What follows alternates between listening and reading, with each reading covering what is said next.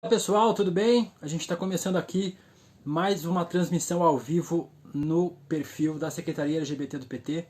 Eu vou conversar daqui a pouquinho com a presidenta do PT, com a Gleisi Hoffmann, que está entrando.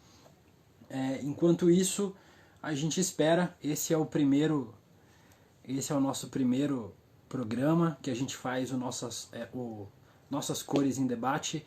Toda semana, toda quinta-feira a gente vai ter um programa novo. Já está aqui a Celinha, já está aqui o Henrique. Toda semana a gente vai ter um programa novo. E aí a gente vai ter sempre gente diferente participando e debatendo temas em relação à diversidade, mas não só em relação à diversidade. Daqui a pouquinho a presidenta Gleisi Hoffmann está entrando e aí a gente começa a debater. A gente tinha marcado para as 19 horas, mas ela teve um atraso. Ó, a presidenta entrou, agora eu preciso que ela... Cadê?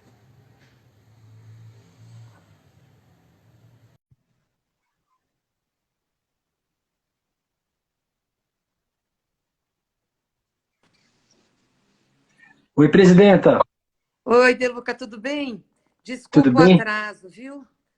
Mas Não nós tem estávamos problema. numa reunião do Diretório Nacional do PT e aí demorou, teve um debate longo, muito bom, mas é um diretório grande, mais quase 100 pessoas, então, e ainda feito à distância, mais complicado, mas aí deu para sair agora e eu queria muito falar com você, que bom que deu certo. Eu entrei ao vivo aqui, tem uns 2 minutinhos esperando você. E no tema que a gente tinha colocado, a gente vai falar, vai discutir sobre essa pandemia, o que que a gente tem feito, né, o que que o partido tem feito, o que que a oposição tem feito, o que que a gente precisa fazer ainda e também como é que essa pandemia impacta em grupos mais vulneráveis. Eu queria que a gente começasse falando, presidenta, sobre como é que está como é que a gente tem se estruturado e o que, que a gente tem feito em relação a essa pandemia como oposição? Então, hoje nós tivemos uma reunião do PT exatamente para discutir a crise que nós estamos vivendo no Brasil, que é a crise foi aprofundada pelo coronavírus. Nós já vínhamos com uma crise, né, pelas medidas neoliberais tomadas pelo governo Bolsonaro, as inúmeras reformas que foram feitas, retirada de direitos, o desemprego que a gente já estava alto. Aí chega o coronavírus, o Estado, o governo do Bolsonaro não toma nenhuma providência, sabia disso desde janeiro, né, que tinha estourado na China. Aliás, sabia desde dezembro. Não fazem nada para se precaver, vão deixando as coisas acontecer. E quando vai chegando mais próxima à crise, a gente tem essa situação, que é uma situação em que a saúde das pessoas está em risco e a renda das pessoas está em risco. Porque quem não está indo trabalhar não tem renda. Então, a situação está muito difícil. E hoje a gente fez uma reunião do partido para mostrar o que os governos do PT estão fazendo para combater a crise do coronavírus. Nós tivemos 3 governadores do PT falando lá, o Rui Costa da Bahia, o Wellington Dias do Piauí e a Fátima Bezerra do Rio Grande do Norte, e 3 prefeitos. Nós temos mais prefeitos, mas foram 3 prefeitos. Prefeito de São Leopoldo, que é também presidente da Associação Brasileira dos Municípios, prefeito de Maricá, no Rio de Janeiro, e o Edinho de Araraquara, prefeito que é Araraquara, em São Paulo. E eles falando da dificuldade que eles estão tendo para poder enfrentar, porque não tem recurso da União. Todo dia, por exemplo, o governo faz aquelas coletivas. Vai o secretário de saúde, vai secretário, ministro, né? Vai ministro não sei do que, falam um monte de coisa, diz que soltaram recurso, mas na realidade o recurso não chega na ponta. Então, os estados e municípios estão sem testes, né, do coronavírus, estão sem respiradores, estão sem equipamento de proteção individual para o pessoal que trabalha na saúde ou nos serviços que são emergenciais. Então, eles estavam relatando. E o que eles estão fazendo enquanto governantes para combater e para ajudar o povo? Então, estão colocando muito dinheiro, todo o dinheiro que eles têm, para ajudar e pressionando o governo federal. Aí nós falamos das medidas que o PT tem votado também no Congresso. Essa renda, por exemplo, que saiu agora de R$ 600. É bom lembrar, De Luca, que ele queria pagar R$ 200 de renda básica para as pessoas. A proposta nossa do PT era um salário. Brigamos muito e conseguimos elevar para R$ 600. Agora, E ele hoje, está inclusive, pagando. presidenta, o Bolsonaro postou uma imagem, a SECOM do Bolsonaro postou uma imagem dizendo assim, atenção, o auxílio emergencial é do governo federal, não é dos estados nem dos municípios. Ou seja, ele quer tomar para ele ainda os méritos desse auxílio emergencial. Queria dar duzentão. Depois que a gente aprovou, nós aprovamos dia 25, se eu não me engano, ele demorou todo esse tempo para liberar, já podia ter liberado, porque o sistema para liberar esse recurso é um sistema que foi feito nos nossos governos, que é o mesmo que paga o Bolsa Família, entendeu? Então, ele já podia ter organizado isso. Não, ficou demorando, fazendo as pessoas sofrerem, e vai dar 600. Eu espero que aumente isso, que só 600 as pessoas não vão conseguir enfrentar. Isso que a gente ainda conseguiu aprovar para a mulher, que é mãe, arrimo de família e tem filhos menores, vai ganhar 2 cotas. Então, eu acho que é bem importante isso. Mas, de fato, é pouco. E estamos discutindo agora como manter o emprego. A medida provisória foi mandada pelo Bolsonaro, desemprega as pessoas, que dá autorização para as empresas suspender o contrato de trabalho. E a gente do PT, a salário. gente tem um projeto, né, sobre isso, inclusive. Tem um projeto que é o seguinte, a gente banca, o Estado tem que bancar até 3 salários mínimos direto para a empresa, não é empréstimo, não. Dinheiro mesmo, vai lá e paga a folha do empregado, que é para garantir principalmente as pequenas e microempresas e o pessoal que ganha menos salário. E acima de 3 salários, o Estado banca 75% dos salários, para não ter desemprego. E oferece uma linha de crédito para a empresa, para ela ter capital de giro para sustentar durante a crise. E quando terminar a crise, ela abrir as portas para empregar de novo, para fazer a economia girar. Então, a gente tem essa proposta, estamos pressionando para que ela entre na pauta, né, porque o Congresso tem sido muito melhor que o governo, com certeza, tem votado coisas mais rápidas, mas a gente também tem um pedaço ali, como o governo, né, como o Paulo Guedes, que é muito ligado ao sistema financeiro, à visão neoliberal da economia e que tem má vontade em votar propostas mais populares. E é incrível como o Bolsonaro tenta construir uma narrativa de que nós da oposição nós só pensamos nas vidas e eles pensam na economia. É exatamente o contrário. Se as pessoas morrerem, não tem mais economia. Esse é o primeiro ponto. Claro. E o segundo ponto, ontem, por exemplo, ele falou que o pai de família precisa sair de casa para buscar o pão e buscar o prato. Não, o pai de família tem que ficar em casa e o Estado precisa garantir que o pai de família fique em casa. Pior que isso, ele não falou o pai de família. Ele falou assim, os pobres têm que sair de casa para buscar o seu sustento. Eu sei porque eu escrevi essa palavra. Quando eu vi ele falando, eu escrevi os pobres. Quer dizer, os ricos podem ficar em casa, porque os ricos têm dinheiro para ficar em casa. Então, os pobres têm que se expor ao vírus. Num momento como esse, ele tinha que estar dando renda maior aos pobres para não deixar os pobres se exporem. Entendeu? Sabe por que eles querem que os pobres vão trabalhar? Porque a mão de obra, a economia não funciona sem gente. Então, fizeram um monte de carreata, carros bacanas, entendeu? Disseram, não sai dos carros, porque daí não contamina. Mas eles queriam o quê? Pressionar para que o povão que anda de ônibus, de trem, de metrô, vá trabalhar. Entendeu? Não tenha proteção. Porque senão o negócio dos mais bacanas não funciona. É muito ruim essa visão. Então, tem que proteger os empregados e tem que proteger as micro e pequenas empresas, porque os grandes estão protegidos, vão para casa, têm dinheiro, numa boa. Então, a visão do Bolsonaro é uma visão muito elitista, muito ruim, e é de uma irresponsabilidade imensa. Ele não está preparado, ele não tem condições de tocar o país nessa crise. É um desastre.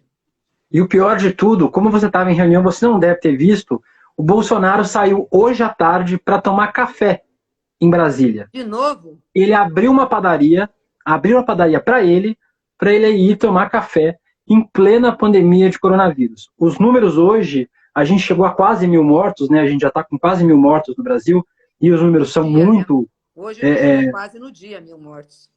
Hoje a gente chegou a 17.857 casos confirmados e 941 mortes até agora.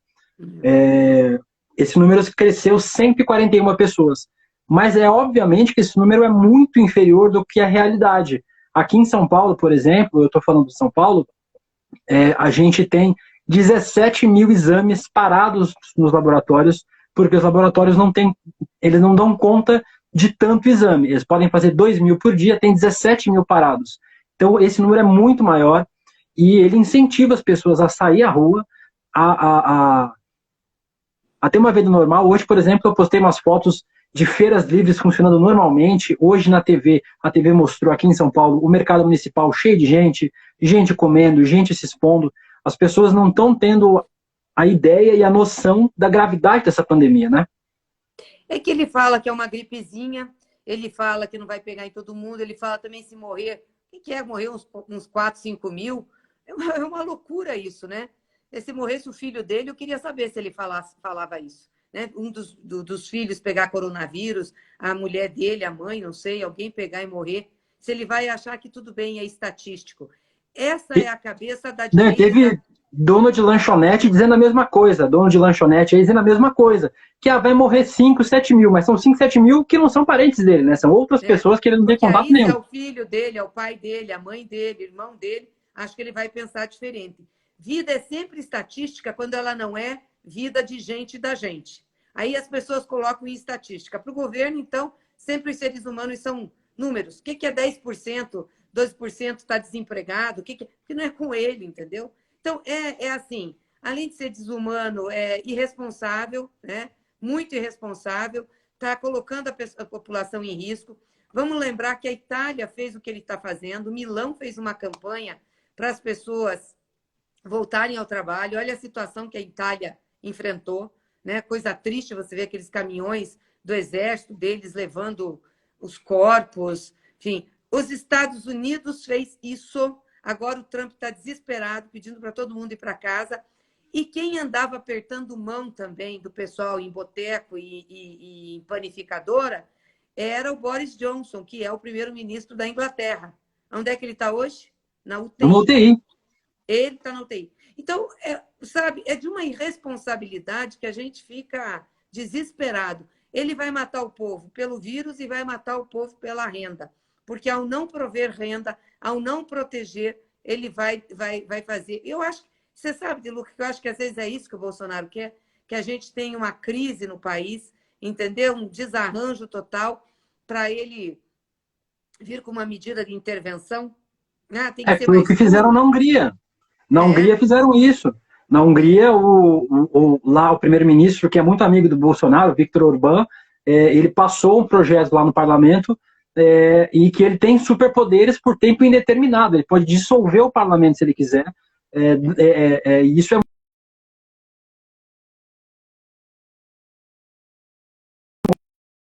a democracia não é o seu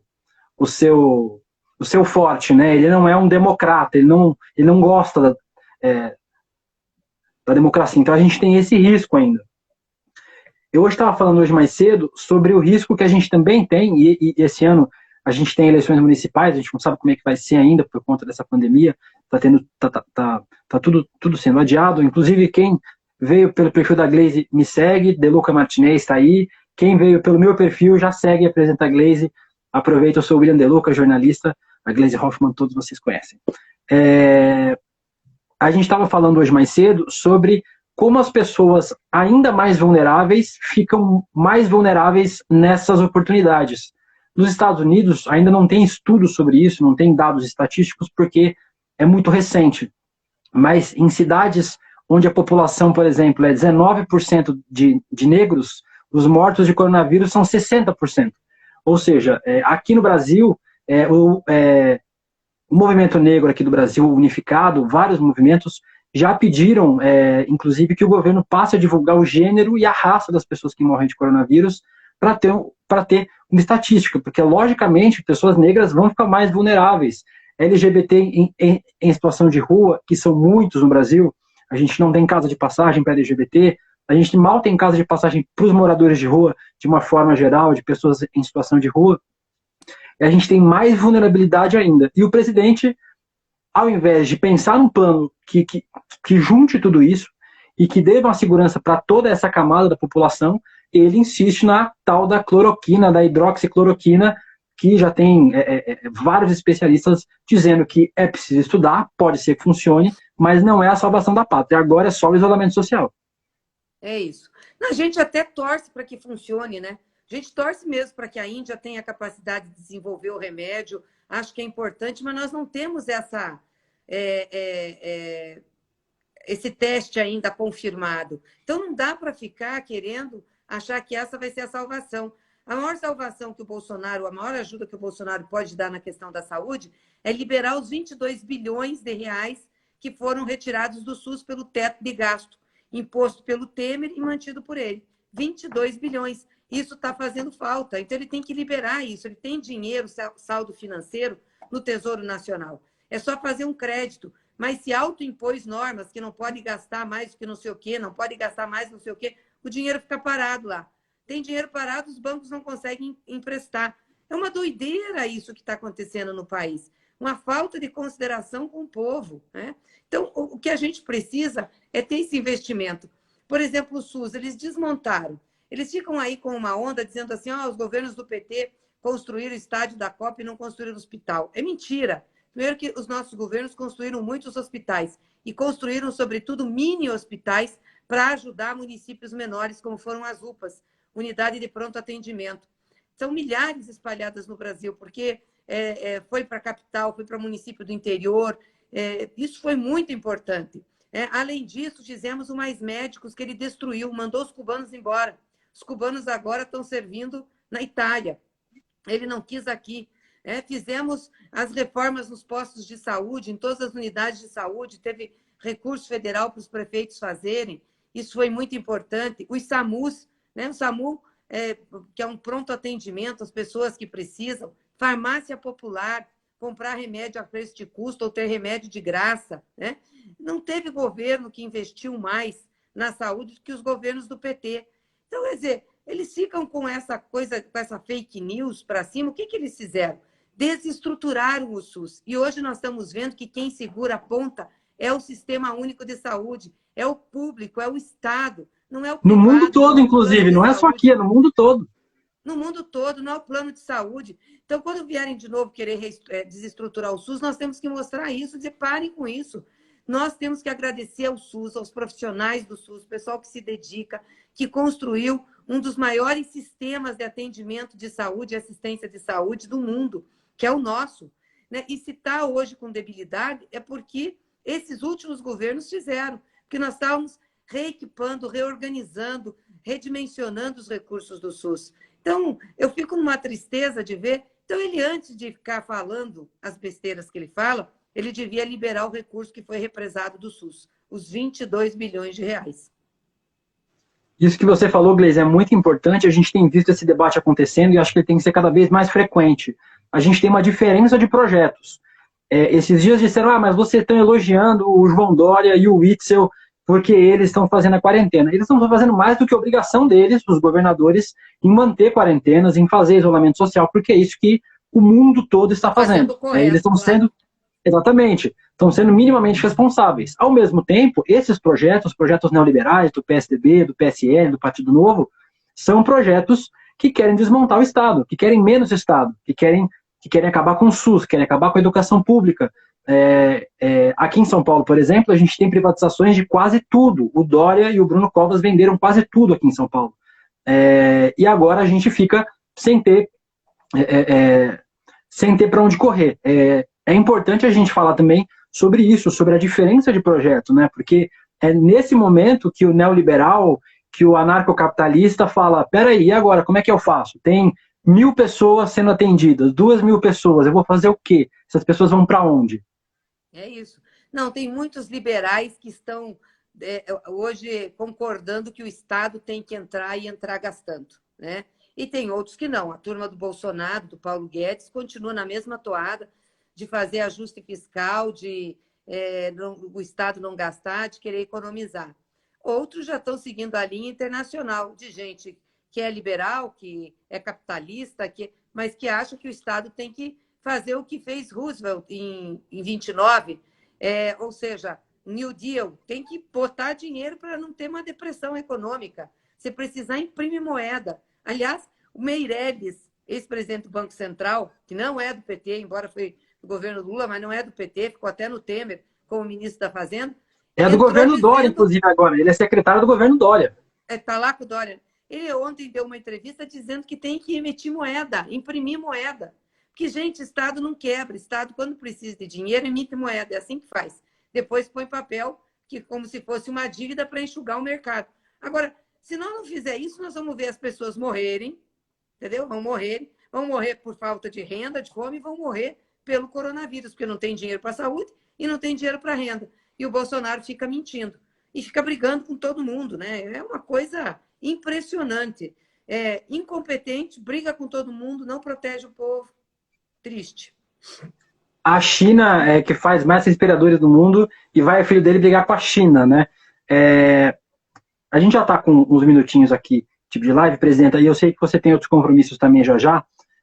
Eu queria que a gente reforçasse a importância do isolamento social. Tem muita gente que tem ignorado isso. Aqui em São Paulo, os números hoje mostraram que 70% das pessoas voltou para a rua. É o menor número desde o começo da pandemia, desde o começo das medidas de isolamento social, e tem muita gente sendo incentivada pelo Bolsonaro. Se o presidente pode sair para tomar um café, por que eu não posso? Então, hoje mostrar nas ruas... Ele já saiu 3 vezes, né? Ele incentivou aquela manifestação do dia 15, foi lá abraçar o pessoal, aí de novo ele saiu em Taguatinga, aqui em Brasília, e agora você está me falando, eu estava na reunião, não vi que ele foi de novo para uma padaria. É óbvio que as pessoas veem isso e ele é uma referência, ele é presidente da República, se sentem confortáveis e seguras de sair. E eu entendo as pessoas, viu, De Luca, porque o pessoal está desesperado, precisa de renda, precisa de trabalhar. Eu estava lendo esses dias o drama, por exemplo, de uma mãe com 3 filhos, ela era doméstica, né, diarista, os meninos não estão indo para a escola. As refeições dos meninos eram na escola. Entendeu? Ela, quando chegava à noite, dizia que dava um leitinho tal para eles dormir, um pão com manteiga, com margarina, enfim. Mas o lanche mesmo, a comida pesada, era na escola. Então, o menino dizendo que sentia falta da melancia, do mingau. Ela disse, eu só estou dando arroz. Então, eu entendo, é um drama. Imagina uma mãe e um pai ver o filho passando fome. Né? As pessoas também ficando em casa, maior parte com casa muito pequena, muita gente... É um drama, não tem jeito. Agora, ele não podia incentivar, ele tinha que dar as condições. Então, soltar antes esse dinheiro que ele está soltando, né, a partir de ontem, agora ainda vai ter um feriado, o pessoal não consegue sacar, soltar antes isso e dizer para o pessoal se cuidar. Só vai trabalhar e tem que ir com equipamento de proteção aqueles serviços que são essenciais. Porque senão as pessoas vão se expor ao risco sem precisar.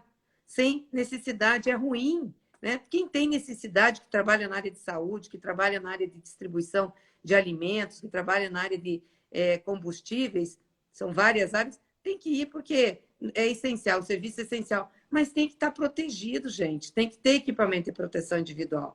Então é isso. Eu acho que nós vamos viver momentos muito difíceis no Brasil por conta de tudo isso, da responsabilidade do presidente.